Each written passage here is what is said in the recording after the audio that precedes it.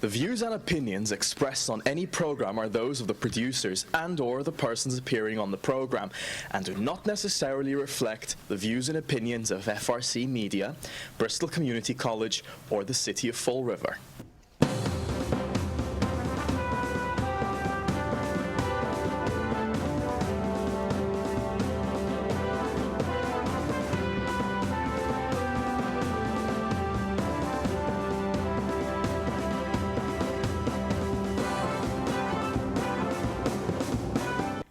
Well, welcome to Spindle City Straight Talk. I'm Chip. And I'm CJ. And it's a Wednesday. It's a Wednesday. And we got a lot of things to talk about today. Yes, we do. Let's quickly talk about something we brought up briefly at our last show, and that was about the Lynnway deal, where the governor and the federal government are all going to toss in some support to Lynn. And I have the article that appeared in the Boston Globe, and they're using the line, "This is Lynn time."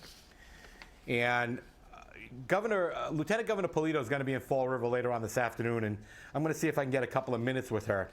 But, you know, they talk about private industry, like a family that owns the Clock Tower Business Center, and which has been long vacant, and the Beacon Chevrolet property, the Clock Tower, all project development team projects.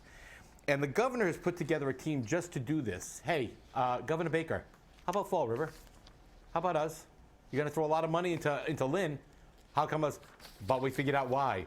Because the governor lives next door to Lynn. He lives in Swampscott. And Swampscott and Marblehead are two very, very affluent communities. Correct. The other thing is, Lynn is 10 minutes from Boston. Yeah, actually, it's 15 minutes by T, according to this article. 15 minutes by T, but it's a 10-minute, it's a 10-minute drive. It's actually about a 10-minute drive if there's no traffic, but there's very rarely no traffic. But that's the reason that people like Neil Rossman and other people who make a lot of money live in Swampscott or Marblehead. Actually, he lived in both of those communities. I think he's back in Swampscott now. But they're very affluent communities. And again, the only thing that Fall River and New Bedford are the left and the right cheek if they ever give the state an enema. So, that's what they think about Fall River and New Bedford. And it's unfortunate, but, Lynn's a fairly depressed community, but not as depressed as Fall River and Lawrence, the two worst in the state. So why aren't they attempting to, maybe it's because they look at what we do down here. Exactly. and another issue too, what we do, and we'll get into that. But yeah, one of the fundamental reasons is look. Number one, the governor lives next door, and it is it's a real. It's like going from the Emerald City to. Don't bring up the Emerald City. Emerald just City, yet. I know. Like going from the Emerald City into the gates of Hades, when you go from Swampscott to Lynn, or from Marblehead to Lynn. I mean, it's like night and day. It's kind of like Iowa when you leave the major cities. As soon as you leave the outskirts of the city, you see nothing but corn and pig farms for like 100 miles before you see another human being. But that's kind of like what it is. But it doesn't surprise me that the governor is dumping money. This governor likes to dump money, and he likes to do things like the health care, the opiate, his fixation with opiates. A lot of money in that industry, and I haven't forgotten that the governor was in the health care business. So I guess he's still got a lot of friends there. Yeah, I guess so. So that's one of the reasons. Isn't it amazing how politicians, it's just like we had a lot of wars when Dick Cheney was the vice president, and we sold a lot of weapons because he still had a lot of friends over at Halliburton. So now our governor used to be in the healthcare business, and now all of a sudden we're spending millions and millions of dollars on opiate addiction, because it's the good cause, but also because they're going to make a lot of money. And that's what we said on our first show so long ago. Yep. Follow the money. Let's move on. We're going to move on because the State House is suggesting that they add a value-added charge. Now, in Europe, that's called a value-added tax to property owners along the rail route. And this is now the new revenue source for South Coast Rail and the Green Line extension. Now, what's very interesting about this is they acknowledge that cities and towns are going to be very upset because that's their primary revenue stream. And we're going to take that money and put it in for South Coast Rail. So now, Mr. Mayor, Mr. Mayor-elect, and the current State House delegation, are you all for funding South Coast Rail on the taxpayers of Fall River? Because that's what your house is trying to do. And they're also going to share the losses with the cities and towns. You'll notice they don't say they're going to share the revenue. They never share the profits. There's no such thing as profit sharing. There's only loss sharing and lower taxes on the residential. Wow, it seems like a theme we're going to be getting into very shortly about right now.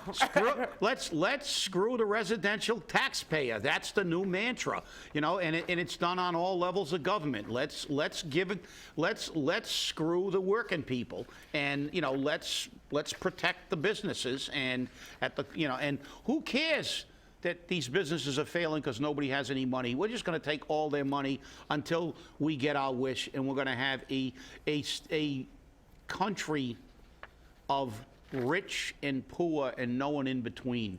There's very little middle class left, and they're doing their damnedest to eliminate what's left. And while we're on taxes, let's talk about last night's city council meeting. Oh, geez, let's not. No. Oh, please.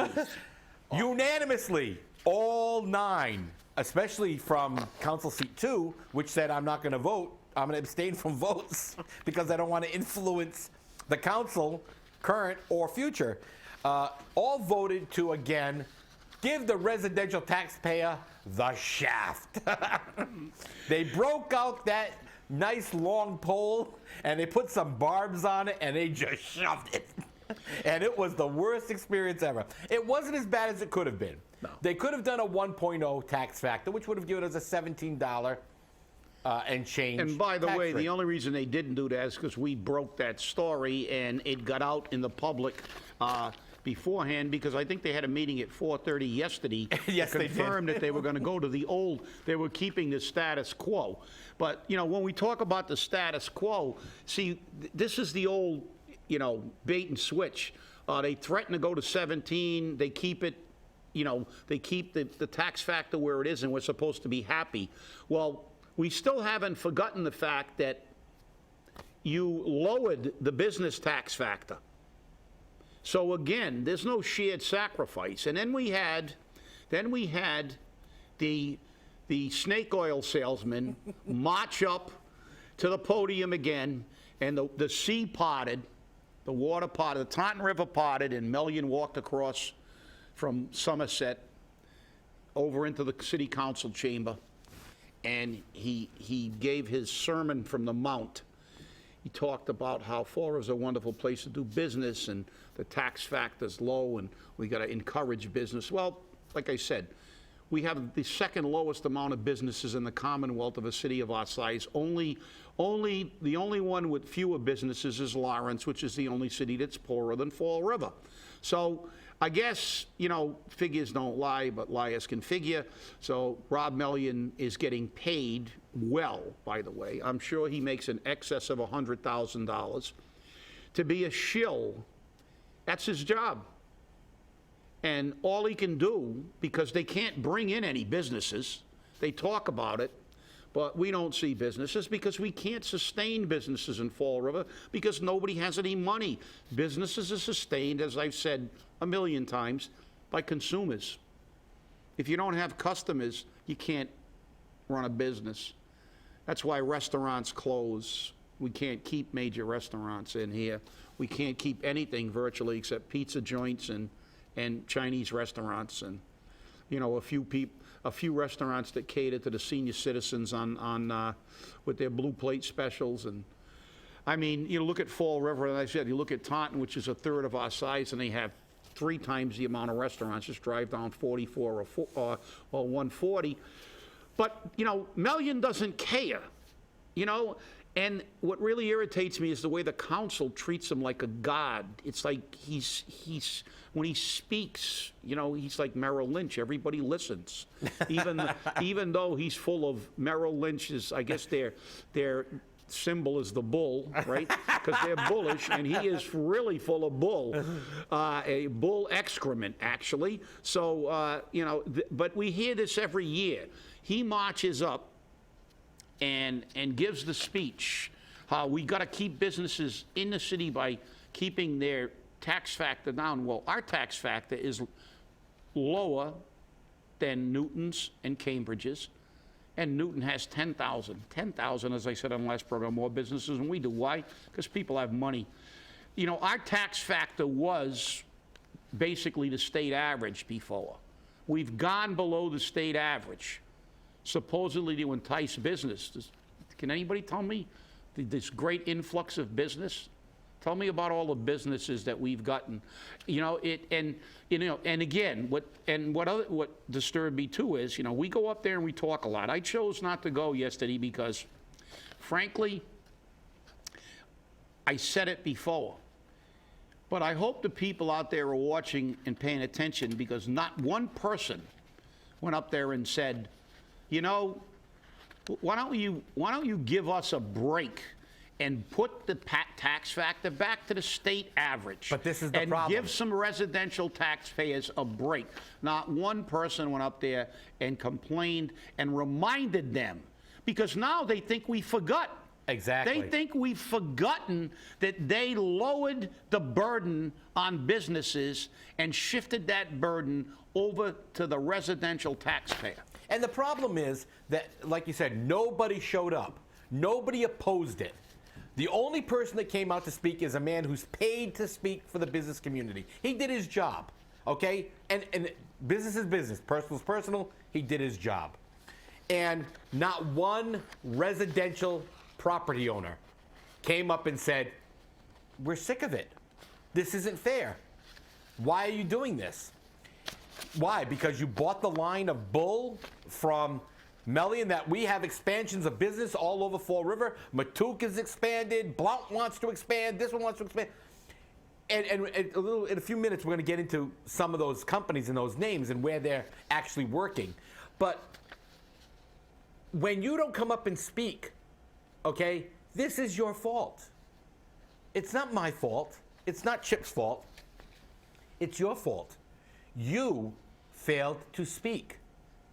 You could not take the time out of your day to go down to Government Center at 5:30 yesterday and tell the amazing nitwitted 9 that you matter and they work for you. And so when you don't speak, you can't complain. So when your tax bill goes up 55 cents now, and you're going to be paying about $130 more a year, which I'm sure you could find someplace to put in your home, remember, you didn't say anything. You failed to say a word. But I know that when I brought it up on the show, and Chip spoke about it on the show, right after we got off the air, we got phone calls telling us we were liars. And we had to go out and actually produce the memo, and we did, showing what the proposal was. And then they said, oh, no, I heard it from this one who heard it from that one. Who, you know, I don't want to hear it from this one now. I want to see it. I want to know what it is. And for the sake of accuracy, CJ, you actually spoke to the city assessor. Yes, I did. And he confirmed that that was the rate that they were considering. Yes. So let's, for the record, put that out, that the city assessor admitted it to you. Yes, and it was in writing, too. Right. So just so you know, that probably, you know, that would have come up for discussion at least, and maybe they figured they could have got somewhere in between, but we scared them off. But, and you talked about Mattook and Blount. Yep. And I see Mattook is on our mayor-elect's advisory committee. George Mattook is on there. He's conspicuous on the economic development. Well, you know, when you look at Blount Matuk, listen, I was there a few years ago when they were picketing Matuk. The guy makes $500 towels. I'm serious. I know he does. They're I know. $500 Yeah. towels. I mean, he makes towels that, you know, he's got a business in Fall River because he gets treated like a god. He gets everything he wants. He gets tips. He gets all kinds of breaks. He can basically do anything he wants because, you know something? We don't have to, we're going to do anything for him to keep his minimum wage jobs because he doesn't pay a lot of money. He knows he can operate here, and as long as they can operate at a lower cost, they're going to be here. When they can't, they're going to be gone. Because you know something? One of his towels is about what some of these people in Fall River make for about 3 weeks' work. There's nobody there's nobody that's making the household average of $33,000 a year in Fall River that can afford to buy towels from Matuk. I know, and it gets worse because now that we're on the amazing advisory committee, also known by other words, what they call the transition team, from a mayor-elect who said, I am not going to have a transition team, hence why he called it an advisory committee. First, let's look at his first, excuse me, his first appointments. He is reappointing Kathy Ann Viveris as city administrator. He is keeping Attorney Joe Macy as corporate counsel, a part-time attorney. And now he is appointed, are you ready? Drum roll, please. Faust Fiore as special assistant to the mayor.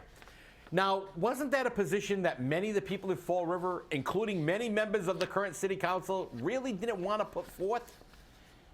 And they didn't want to, and actually, Jaisel even spoke about that position during his campaign.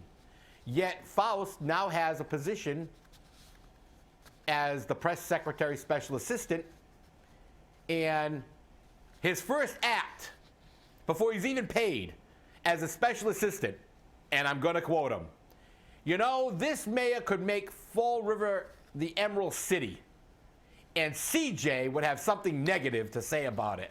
Well, guess what? I'm off to see the wizard, the wonderful wizard of Fall River. Yeah, well, I guess Mark Monroe Dion, and we have the column. Yes. He wrote quite a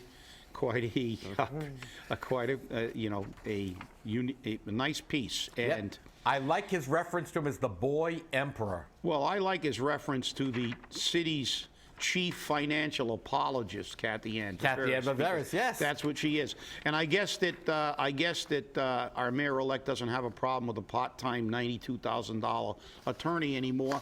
So but let's face the fact. And let's remember that when you're the high school buddy of the mayor-elect, you get a job as chief of staff making $70,000 or $80,000 a year. Okay, but let's say, okay, this is not a transition team, so the word is that this advisory committee is going to be in as long as he's in. Correct. This is not going to be something that once the transition is made, they evaporate into the wilderness. So this advisory committee is going to be his inner circle, but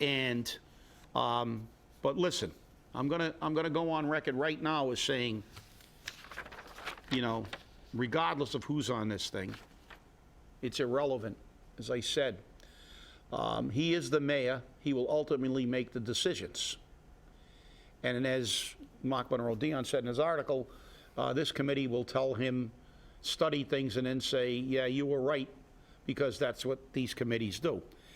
The fact is that he is ultimately the mayor. We're going to have to judge him on what he does after he raises his hand and takes the oath of office. If there's a change in the city, if there's a change in the way we do business, we will commend him because that's what we wanted. If there's not, we will have to condemn him because, right now it's not looking really good because if you look at this advisory committee, it's, there are people here who have interests in that would conflict with some major changes in the city. I mean, I don't think that the president of the firefighters union and the individual police department, who I believe is involved in the union, may even be the superior officer's president, I'm not sure. I'm not gonna go on, but I know he was involved at one time. They're not gonna, they have a job to do, and I understand that. But they've negotiated contracts and stuff. They're not gonna advise him to make any major changes in their departments because, they want to maintain the status quo. And that's what we don't need in the city of Fall River. We don't need the status quo.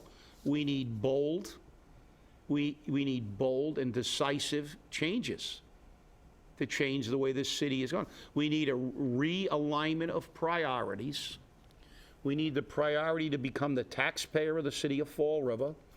We need every department to be looked at and all the fat cut out. We need to look at every conceivable way we can reduce costs. Then the next thing we have to do is ensure that the burden of sustaining this city and its services is shared by both parts of the equation, the citizens and the businesses. Because firefighters fight fires in businesses, police officers respond to businesses, and they avail themselves of the same services we do. So when we talk about shared sacrifice, there should be shared sacrifice. So I'm going to go on record as saying, look, this is bull.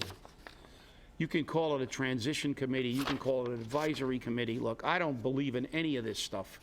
The fact is, you get elected mayor, you sit down with every department head, you tell them to bring in a table of organization and his budget, and you go over it line by line and have them justify every position. If it's beyond your ability, if there's things, because they're unique, you get someone who has no interest anymore in it, and you bring them in to examine that department and advise you. Not someone who lives in, not someone who's working now or who has businesses that they're looking to protect, or union members who they're looking to protect. This is why in many cities, when they do promotional interviews, they have chief officers from outside the community do the interviews, because people from outside the community are going to look at the candidates, and sometimes they're not even given the names, they're just given numbers. And they make an interview, and they grade the interview based on what they know and with their experience and with their expertise. I'm not saying you have to go outside the community, but there are plenty of people who were involved in all of the departments in this city and have a very, very good working knowledge. And even if you have to get 2 or 3, one person for the basic service end of it, the administration end of it, the table of organization end of it, one for the collective bargaining part. You do what you got to do as mayor, but the bottom line is the buck stops there. Jaisal Correa is going to be sworn in as the mayor of the city of Fall River. This is not a good indication. I hope this is an aberration. But after he raises his hand and becomes the mayor, he assumes the responsibility of doing one of 2 things. Either changing the direction that this city goes by being a bold and decisive mayor who will do what it takes, and not in a 10-year, but do what it takes right now, which means cut the fat, cut the bullshit, and do what you got to do, or we're going to maintain the status quo. And if that's the case, I predict in 2 years there will be another election, and I think you may see another issue where we have, the potential of having a 4th mayor in less than 2 or 3 years. You know, Chip, it's sad that we've come to that. But you know, when you look at the names of people on this list, you have to really laugh a little bit. You know, the co-chairs are Carl Garcia and Bob Canuel. Now, these are people who have vested interests in a lot of different things. Bob Canuel is a, you know, CEO, president of People Incorporated, a nonprofit. And with the pilot being discussed over the past year and a half, payment in lieu of taxes, his advice is going to be, let's not do that because the nonprofits can't afford it. Well, then I think we should go to billing directly the nonprofits for every service we provide them. Carl Garcia, how many people remember when Carl Garcia failed to pay for his license renewals? And he waited a period of time, and I guess it was found out, and he just wanted to pay the fee to get it back, because you have to reapply and go through the whole process again. Well, every city councilor and the mayor at that time said, oh, no, just pay the fee, and they brought it before the council, and they automatically reissued the license. So this shows you how the political influence plays out. You get into economic development, you know, you got Alan Macomber, George Matuk, Michael Farias, Michelle Pelletier, Matthew Pichette. These people are going to advise to cut the taxes on businesses, make sure that businesses don't pay anything, and put the burden on the residential taxpayer. The Education Committee, Jameson Souza. Jameson has a background in CD Rec, very, very knowledgeable individual. Tony Rigo. Pamela Liberté LeBeau, city councilor-elect. Now, question exists, does a conflict of interest, will a conflict of interest occur? Well, we went through this with the sanitation, the solid waste task force, and we found out that they're advisory, hence the title. So there will be no conflict of interest. Okay? Edward Costar, school committee member, a doctor. It's actually Dr. Ed Costar. Very, very knowledgeable in education in Fall River and what goes on. And then, of course, George Jacome. That's a name we haven't seen in years, but again, another political insider. That's a misprint. It's not J, it's a G, right? It's J. That's odd, George Jacome, the former mayoral candidate.